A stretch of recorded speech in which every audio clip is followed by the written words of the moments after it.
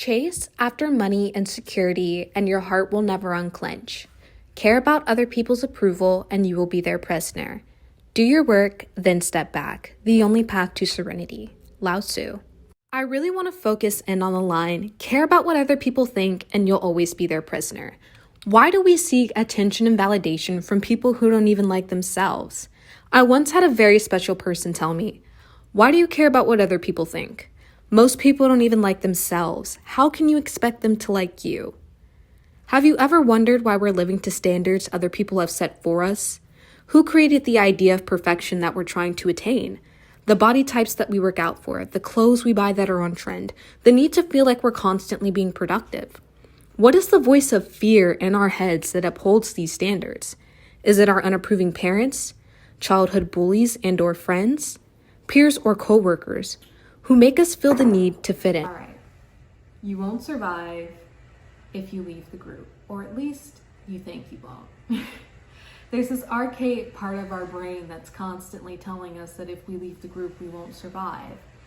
It's actually called survival mode.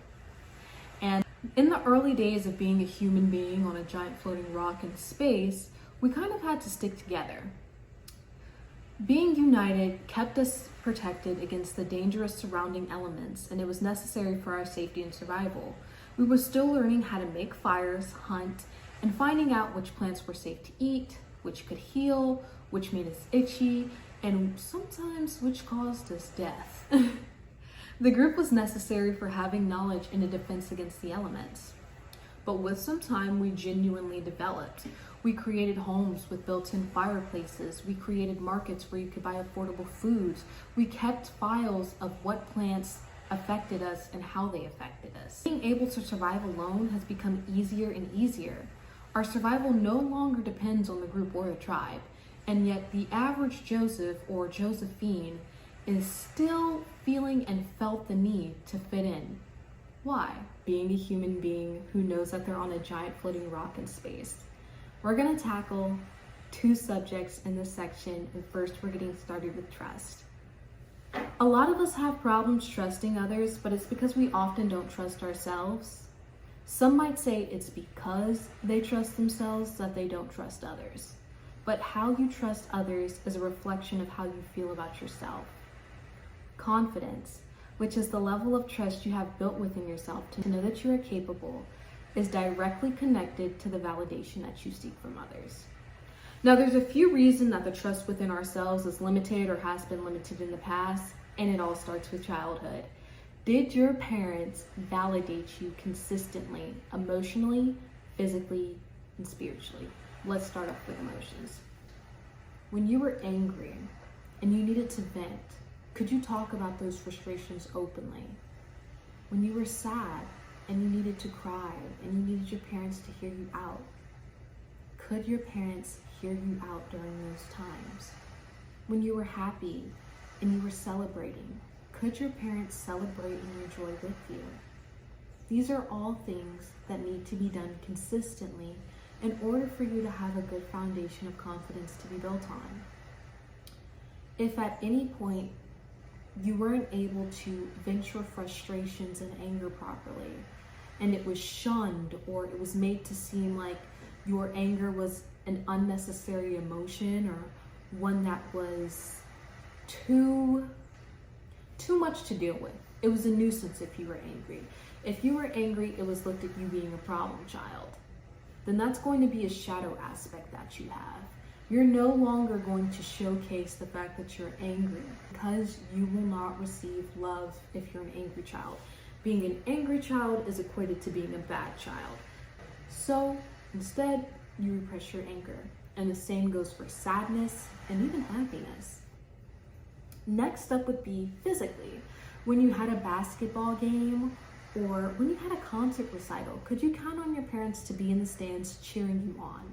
Could you count to be able to look down at your parent and see their smiling, shining face? Odds are, if your parents didn't show up for you physically, and especially if, let's say, you got a boo-boo and you needed your parent to slap a Band-Aid on it and give you a kiss, if you weren't validated physically, you have a really big problem trusting that people will be there for you. especially when you need them most. And finally, we have spiritually. When you had a loss, when you were grieving, could you count that your parents would be there for you, to tell you that that person was in a better place, to tell you that there's a higher power, whatever you may believe in, guiding you to your greatness, and that everything was going to be okay in the end? These are all very important aspects of childhood growing up that allow us to find confidence within ourselves. And the more consistently all of our emotions are validated, and the more consistently we are taken care of physically, and the more consistently we are validated spiritually by being told that we are safe and that things will get better, these are things that would build our confidence up. And we have 3 levels of this. We have the person who was consistently validated in all 3 aspects. And then we have the second person who it was kind of so-so, you know what I'm saying? Like, you know, sometimes they were there, sometimes they weren't. Sometimes you could count on them, sometimes you couldn't. And it was kind of so-so. I mean, honestly, it was inconsistent, right? And then we have the person that was just completely neglected. They were never validated emotionally, physically, and never validated spiritually either. So this person is the one who has a problem trusting themselves, trusting the world around them, trusting the people around them. These people require a lot of healing. Most people tend to fall into the second category because, so maybe you could count on a parent to validate you happy and being able to celebrate with you, but when you got angry, it was seen as a tantrum. And having a tantrum is something that a good child doesn't do. So instead of you actively and openly expressing your emotions of anger or frustration or sometimes even sadness, you bottle it up because you want to be a good child, and only good children receive love. So there's definitely a lot of issues between neglect and inconsistency. But if you're on the far end of neglect, it's going to be harder for you to not seek validation from other people, because you are going to be constantly looking for the relationship that you lacked with your parents. And somewhat hard for those who were inconsistently validated, because there were aspects of your parents being there, but you weren't accepted for the whole of who you were. So it's hard for you to trust the whole of who you are. And for the people in the very last category of being neglected, it's very hard for them to trust anything at all. Meanwhile, the people who were consistently validated emotionally, physically, and spiritually, their foundation for confidence is laid, but it doesn't stop there. When you talk to your friends, do you feel accepted? And are they reliable? A reliable friend is going to validate you in all 3 aspects as well. When you have a celebration, can you actually count that your friend is going to support you? When you have, let's say, a flat tire, can you count on your friend to pull up and help you change your tire? When you're going through something very hard, like the loss of a loved one, can you count on your friend to tell you that that person has gone to a better place, whatever you both may believe in, and that things will get better, although it might be a little bit harder before it does get better? Self-esteem does not magically come from within. The seeds of it are drawn from within the environment, and that's a quote from Leah Hartwood. We look towards these people to confirm our identities and capabilities because they represent a part of it. Those who we surround ourselves with are a big reflection of us and how we feel about ourselves. You see, how much you love, believe, and trust in yourself. Odds are, if we're looking for others to validate us, these people are either nonchalant or bluntly unsupportive, which leads us to feeling even more unsure of ourselves because we already are unsure and we're looking towards other people to convince us otherwise. The only person who can truly grant you confidence is you. Jane Powell said it best, and this is a quote that I repeat to myself every day and write in my journal. Stop waiting for others to tell you what to do. Start putting faith into your own strengths and talents. Instead of questioning whether you are capable of realizing your goals, move forward with confidence and conviction. Now we're going to tackle the second and final subject in this section: how living in the digital age, which has us addicted to the validation that we get from likes, comments, follows, fans, subscribers, and so much more, as well as allows us to compare our lives to that of celebrities and influencers we could only once see in movies, magazines, and on TV. Alrighty, so we already have our own insecurities from the lack of consistent support of emotional, physical, and/or spiritual validation from our loved ones and communities that we grew up in. But now we also have the ability to seek that validation from a large pool of people that we don't know but can connect to, who just might praise us if we say and do things that they agree with.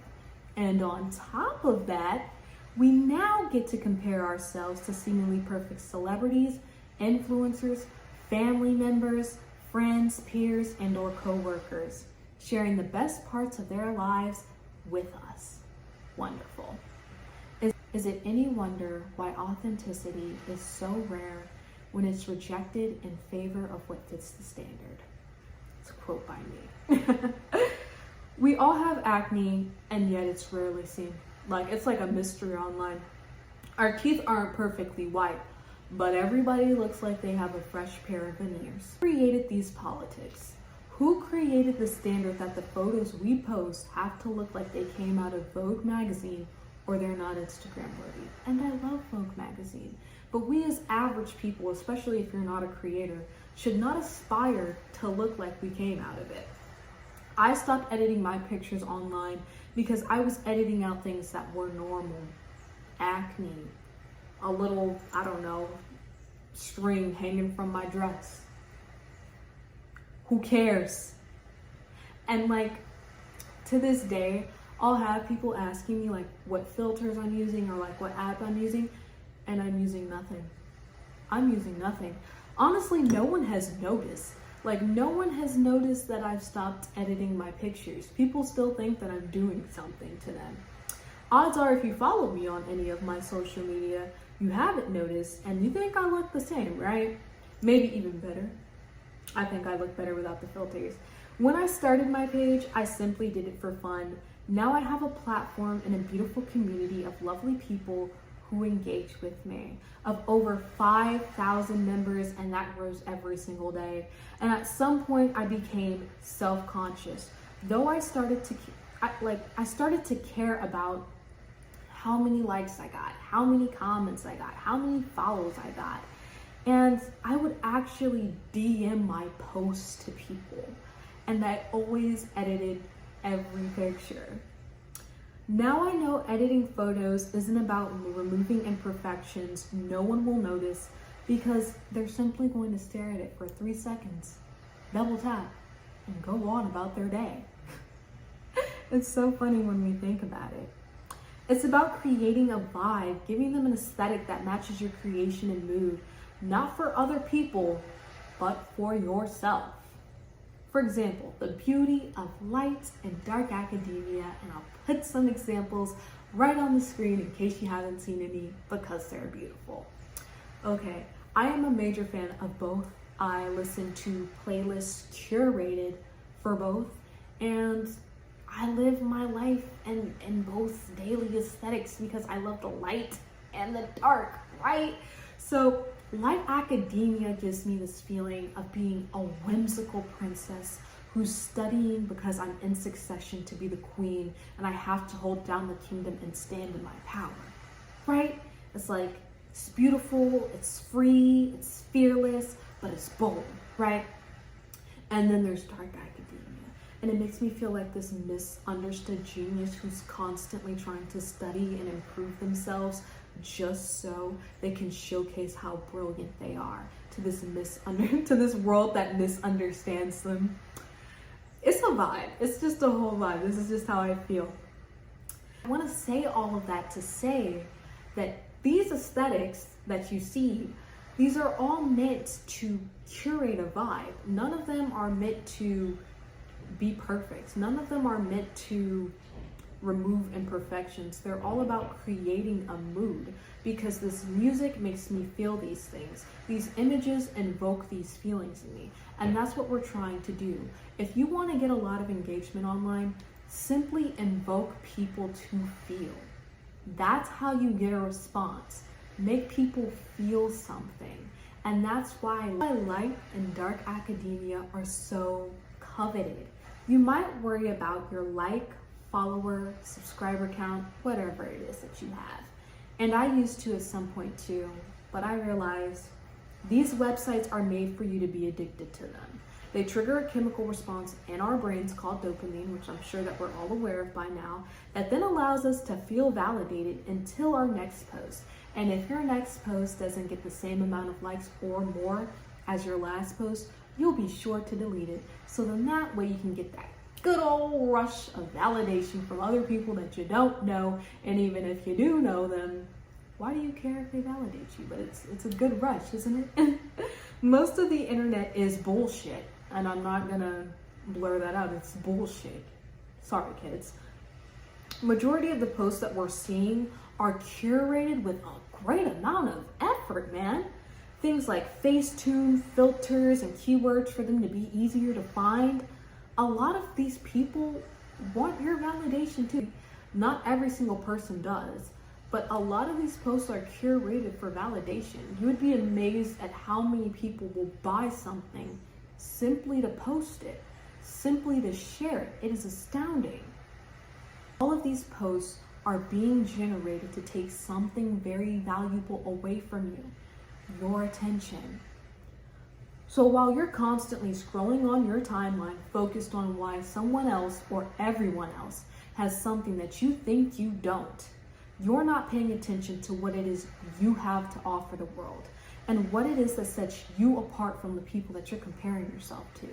How do we gain the trust within ourselves that we need to gain the confidence that we need to stop seeking validation from others? Well, I'll tell you. We're gonna wanna be content with knowing it's a natural reaction to seek validation from other people. Now, I know what you're thinking. How is this helping me? Well, you can't run away from something. This is something that you will never be able to escape. This is a part of you. So accept it. Just accept it. Just accept the fact that it's normal to want encouragement along your journey. Just don't turn it into a bad habit. If you find yourself constantly looking toward other people to approve your ideas or your passion projects or whatever business endeavor that you decide to go after, stop. Because all you need is yourself. Again, you are the only one who can grant you confidence. It's okay to look for encouragement, but never look for confidence in other people. Recognize and reconcile with the voice of fear in your head. So we're gonna go ahead and we're gonna turn back to that voice of fear that I mentioned earlier. This voice of fear comes in many different forms. It comes in the form of unapproving parents. It comes in the form of childhood bullies. It comes in the form of unapproving friends, peers, and or coworkers. But I want you to dig deeper than that and realize that this voice of fear in your head is likely a culmination of everyone who has ever said something to make you doubt yourself. And so it's not needed. You want to lead with love, never fear. So make sure that once you identify this voice of fear, that you understand that it's only trying to protect you. See, the point of survival mode, the point of staying with the group is so you feel safe. This voice of fear is simply trying to make you feel safe. Allow it to know that you are safe and that you don't want to play it safe. You want to explore, you want to be free, you want to trust within yourself that you can make this leap of faith and come out better on the other side. So you're gonna have to let it go. Tell it that its time has come and gone and that it's no longer needed. And always continue to reconcile with this voice, because as you complete creative endeavors, you will find that this voice creeps up on you. Make sure you put it to rest. Understand and accept that even if you aren't working towards your dreams, you are still capable of achieving them. See, some of us are at a stage in our life where we're figuring out the ideas that it is that we want to accomplish, but maybe we aren't at a point where we have enough time to do them, or we think that we don't, or maybe we don't have enough courage to pursue them at this point because we're currently building our confidence and working our way up to it. Wherever you fall, wherever you're at, make sure that you understand everything it is that you want, you are capable of receiving and achieving. Allow yourself to bask in that. And then I want you to go ahead and actually practice your craft alone to build your skill set. This is what's going to make your confidence go from nothing to something. But before you're even confident, you're going to have courage. This is where that courage kicks in. When you're actually practicing and you're putting forth the effort, you're going to see how many mistakes you make. Like, you're going to see them like pile up, right? And you're going to be like, damn, like, I thought that this was going to be better for me. It will be, right? But when you're first starting anything, you're probably going to be like bad at it. And especially if you are a perfectionist like how I am, you're not necessarily going to have all the pieces together to build it the way that you think that you're supposed to. That's fine. Get past this feeling of needing to be things a certain way. Get past this feeling of not allowing yourself to start something. Get past those feelings and actually get into the craft. Whatever it is that you're practicing, allow yourself to actually practice it with no expectations, just going for it. And allow yourself to do this continuously. You have to build yourself up continuously the way that you weren't built when you were younger. This is what's going to allow you to trust in yourself and chase your dreams. I've mentioned being courageous throughout this entire process, but it needs to be said again. You have to allow yourself to have courage first. There's no confidence, babe.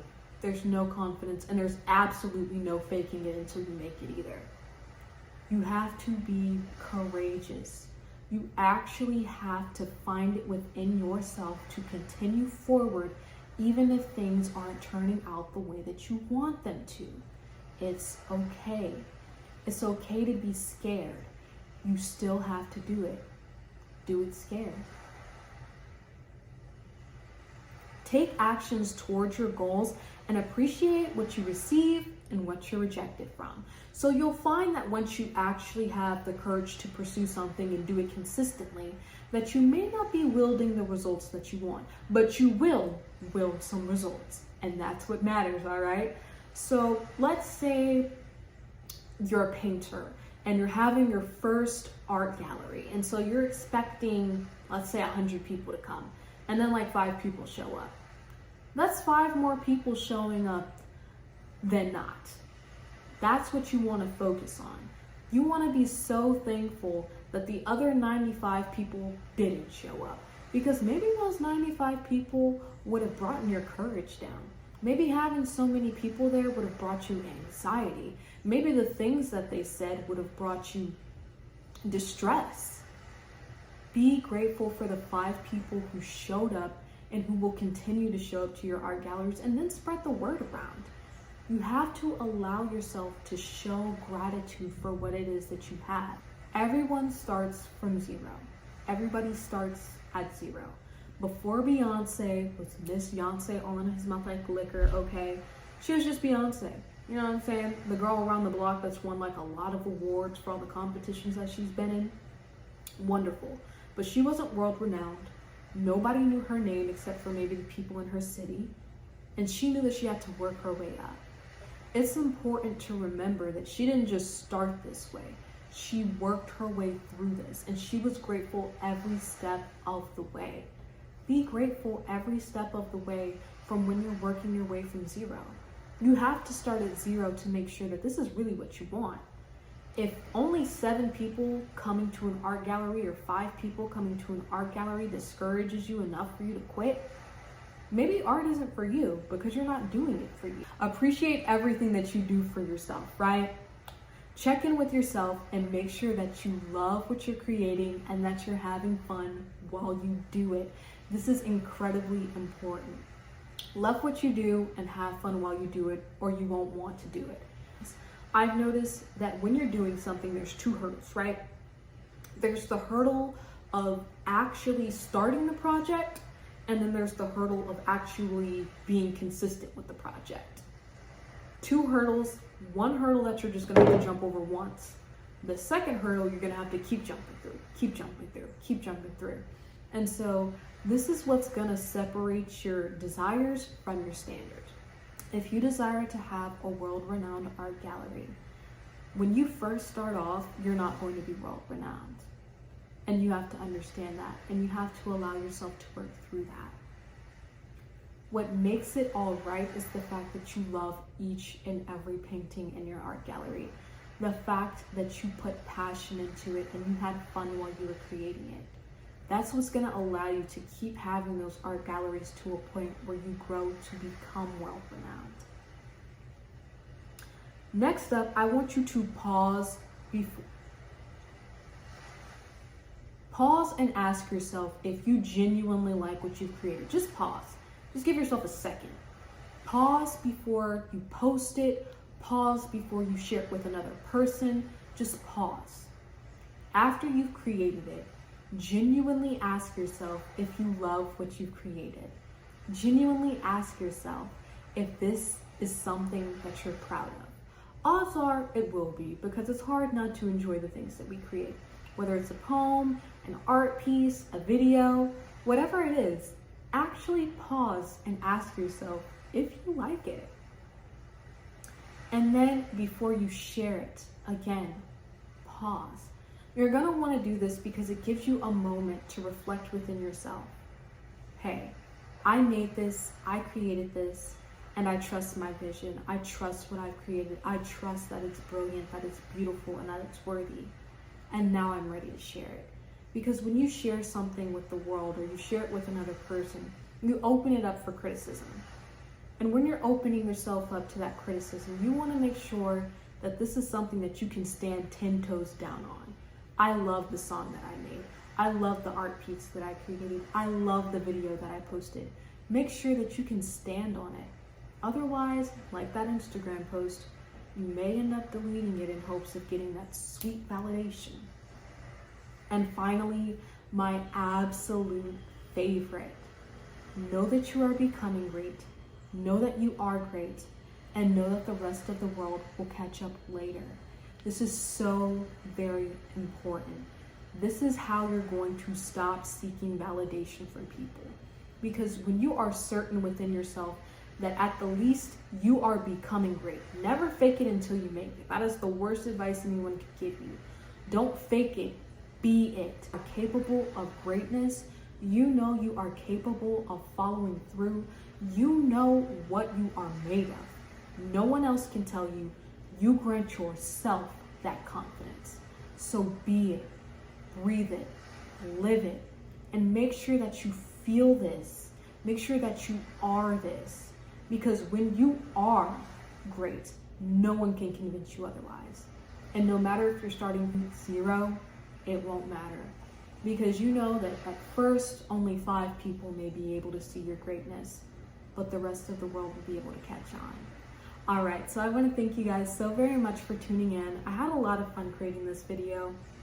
It was definitely a little hard for me because I'm a perfectionist, so I'm still working on letting these habits go too. You're not the only one that's struggling with this. But the best part is that we can do it consistently and that we can share our struggle together. All right, let me know if this video helped you in any way, shape, or form by engaging with me. And thank you for being generous and sharing your time with me, and you have a great day.